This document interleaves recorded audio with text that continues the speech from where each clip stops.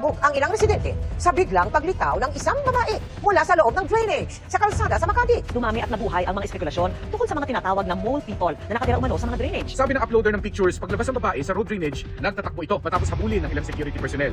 Hindi malinaw kung ano ang ginawa ng babae sa loob ng drainage. Base po sa CCTV, napag-alaman na 26 po ng Mayo, bandang 4:15 po ng hapon, may pumasok po doon sa drainage na 3 katao.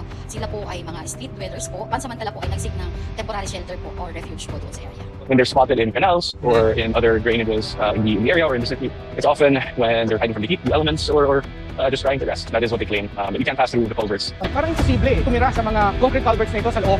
Bakit? Kasi pag tagulan, pupunta kami dito, tumataas ang tubig dito sa mga creek na ito. Imposibleng tumira. O kahit tumambay man lang pag tagulan. So malamang dahil tag-init, malapit sa tubig, kaya tumatambay yung mga kababayan natin, yung mga sinasabing mga ngalakal sa mga lugar na ito.